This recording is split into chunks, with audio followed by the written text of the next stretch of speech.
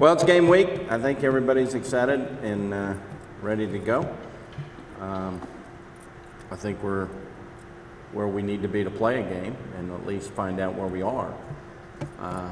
First games are always kind of a unique game as you learn about your team and guys who have never played in a college football game, and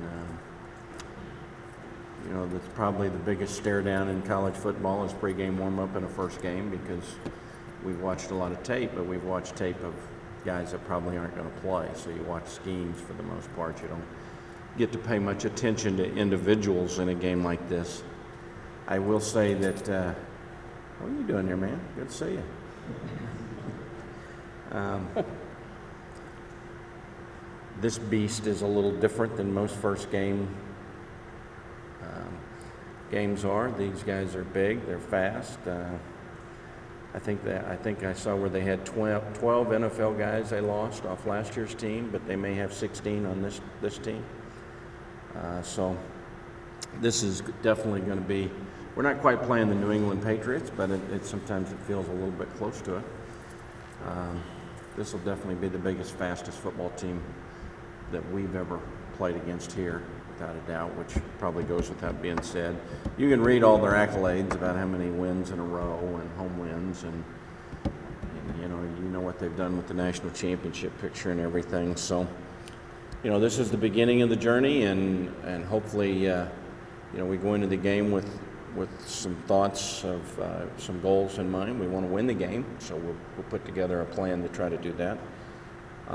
We want to come out of the game with some respect for how we played, which is important to us in our program at this point in time. Hopefully, when we come out of the game, we'll be a better team than when we went in.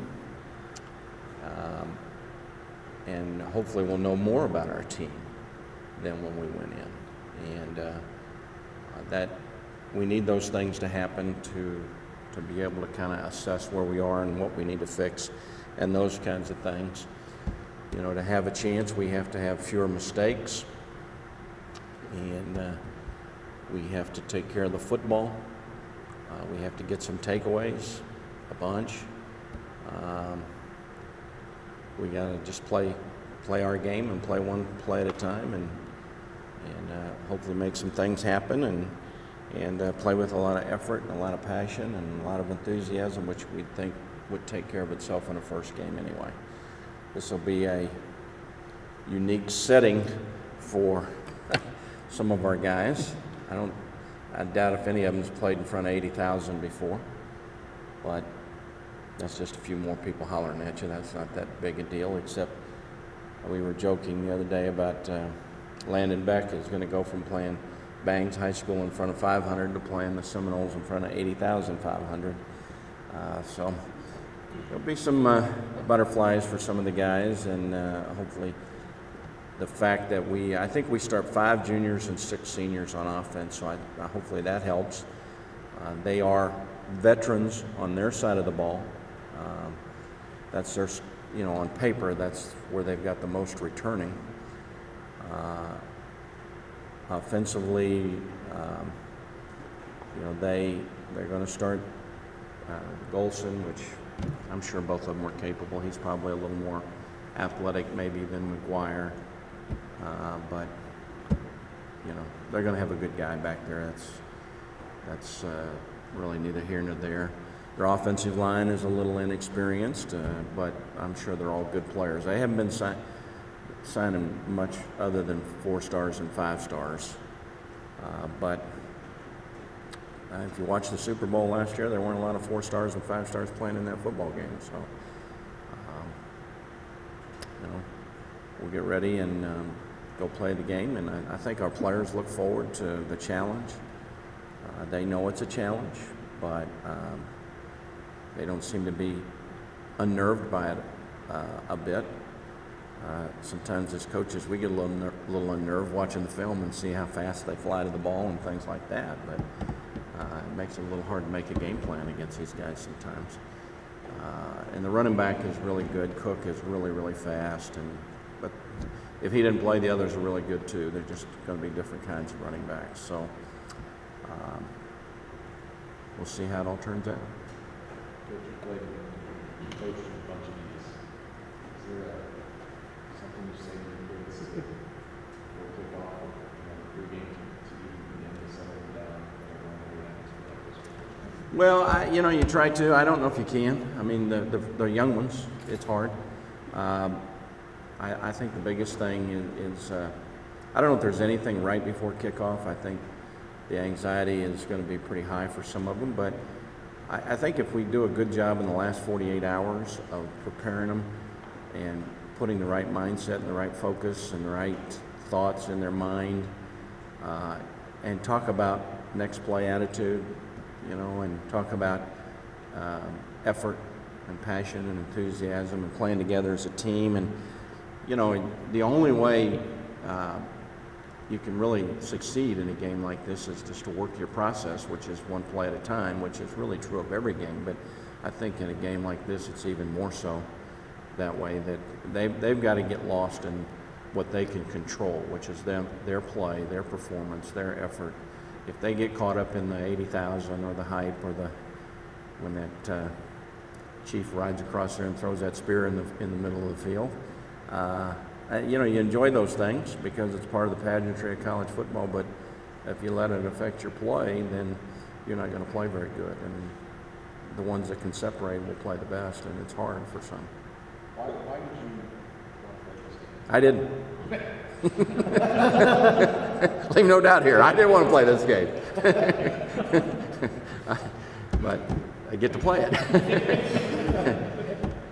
Huh? I was going to say, you alluded to having a mindset going into the game.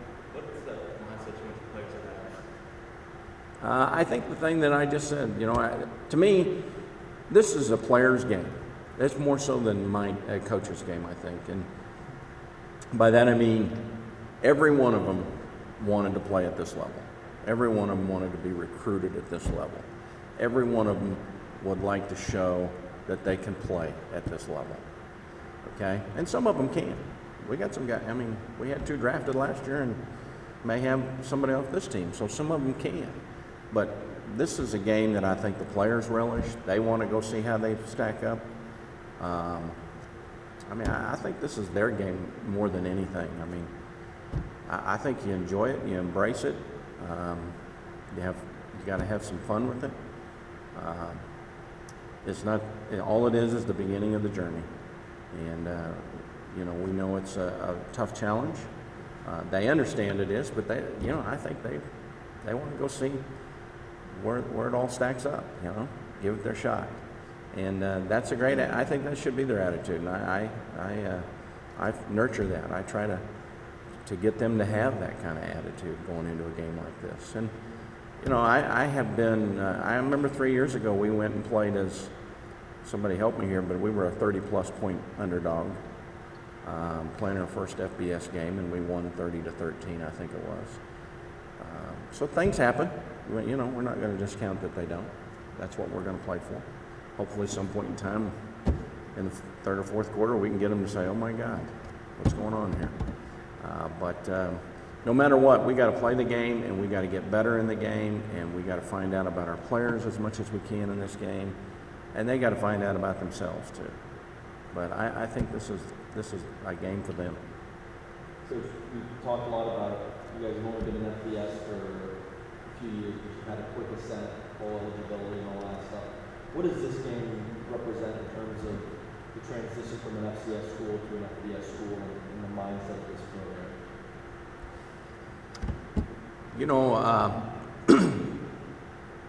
This is about as high a platform as we could ask to play on, and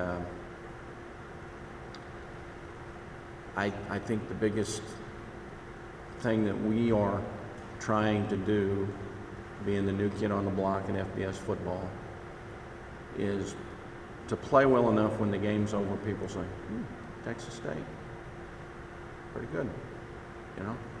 I don't know if we have to win the game for people to say that. That might, as we know, be a challenge. But I hope that, and I think our players hope that when they walk off the field after the game, people have taken notice of this program and how far it's been able to rise the short amount of time, and that it leads to the type of respect that if we can go on and have a good year, people remember these kind of things that happen in this game. And we played Illinois really tough last year. We really had a chance to win the football game, but this is not Illinois this week, certainly at all. Long way from that. So, but I think that's the biggest thing that this program can gain out of playing this type of game. And Bob, I said I didn't want to play, but is there anything else you had with that? Okay. Why don't you want Well, I'm kind of saying that in a jovial answer when I say that. I'd rather start off with Arkansas Pine Bluff and win by 70 and get a game under our belt and get to see my team. One of my fears coming out of the game is the game's over and I still don't know much about my team. And so, we're not going to play another team quite like this probably the rest of the year, just based on what they've been the last few years. And, if you're going to play one of these, I wish we could have maybe played them second game or something like that. But, openers are crazy sometimes. I mean, gosh, I've done this a long time and thought my team was really ready to play in an opener, and I'm looking out there going, what are we doing? So, I mean, the thing that happens in an opener is that strange things happen sometimes.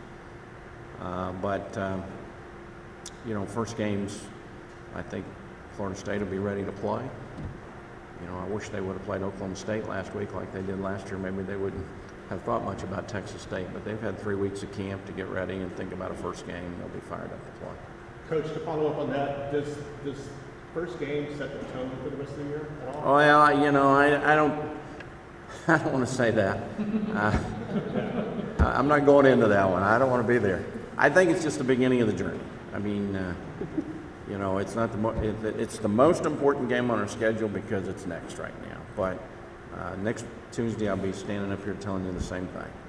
And I do think sometimes you can get a little confidence out of it, or a little lack of confidence out of it. I mean, but I think once we get back to playing the rest of our schedule, those things are either nurtured or fostered or failing based upon how you continue to play.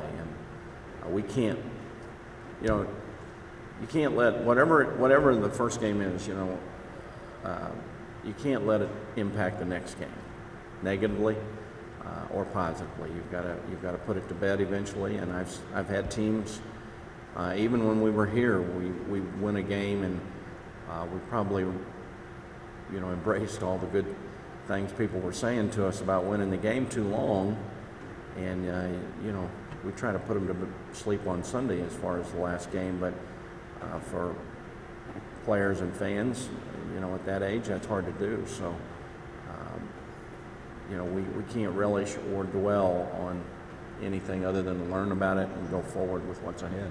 From your time at Alabama and A&M, you played season openers against people would then think they're inferior opponents, or cupcake games, whatever you want to call them. This might be how Florida State is looking at this one, right or wrong. What's the change in mindset as a head coach and kind of being on the flip side of that? Well, with my teams, I always just kind of preached it's about us. It's about us more than them. Whatever the helmets are over there, we got to play, and we got to show what we can do, and we've got to get into the rhythm of a weekly game plan and see how we play and learn about ourselves and those kinds of things. And we got to work the process still. It still gets back to we've got to go play one play at a time and find out about our team as coaches. The NFL plays 4 or 5 preseason games. The high schools in this state have a scrimmage or two. This is the first time the helmets change colors for us. Whether you're the the Florida State in this game or the Texas State in this game. It's the first time that there's people in the stands like this and that the helmets change colors. And hey, we know what Tyler Jones can do in that setting and how he'll do, and so, a lot of our other guys, but we're going to learn something about some of our other guys that haven't been in this setting, certainly, and they are too. You know, I'm sure, you know, if I was Coach Fisher and starting a bunch of young guys on the offensive line, I'd be interested in how they're going to do, how they're going to mesh together. And, you know, I know for the rest of the year he needs them to mesh together well, no matter what. And so there are lots of interesting things that I think as a head coach, whichever sideline you're standing on, that are critical for you. Up until the past few days, there was some uncertainty, maybe who would start at quarterback, who would be available to play running back for Florida State. Does who they start dictate much of your game plan and what you prepare for? No. I got another good one to put in there. You know, it's like I used to say in the great I formation days, if the starting tailback got hurt, that didn't matter much because there was a new one coming in that was just as good. You know, I think Golson probably might be a little more athletic. You got to be prepared for him. They're not a big run the quarterback team, but Golson does scramble pretty well. Just watching the Notre Dame Florida State game and things like that, he can do those kinds of things. So you make an adjustment based on that, but there's going to be a good player standing there Saturday night. We know that. Is it possible that since they're starting a quarterback who's new to the program and, you know, it's kind of a wild card, is that possibly something that you can look to exploit?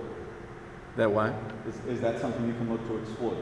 They have a quarterback starting who's new to the program? Well, you know, Golson I think he's a fifth-year senior.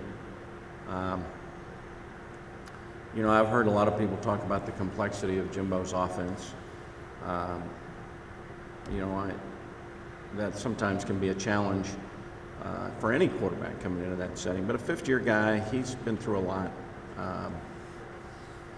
You know, I think I don't know if there's much we can exploit on that. I mean, we've got to put our game plan together, and you know, he's been back there for a lot of snaps in a college football game. It's not like a rookie going to start back there or anything like that.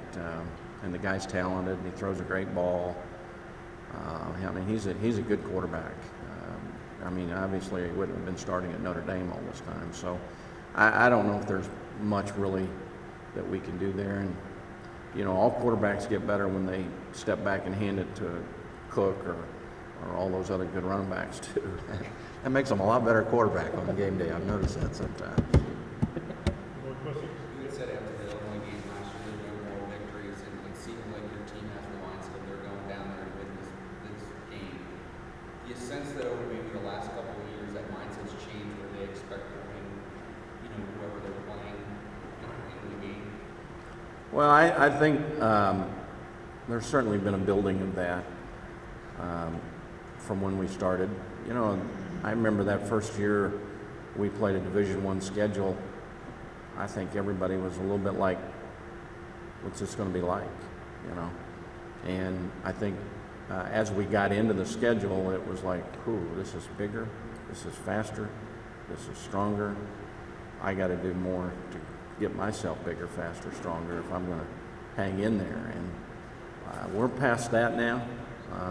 I think our team last year against Illinois showed that. And, you know, I mean, hey, if you're not getting on the plane to go win the game, you shouldn't go. You know, I mean, don't go. I don't want you on there. And that's why I'm going. And, you know, I know we all know we're playing a great team, but you still put together everything you can to go. And I think our guys have a good mindset and understanding where they're at. I've talked to a lot of them in the last week or so about, you know, where they're at mentally and how they feel. And I think the excitement to play this game, like I said, is there. And I think the work ethic to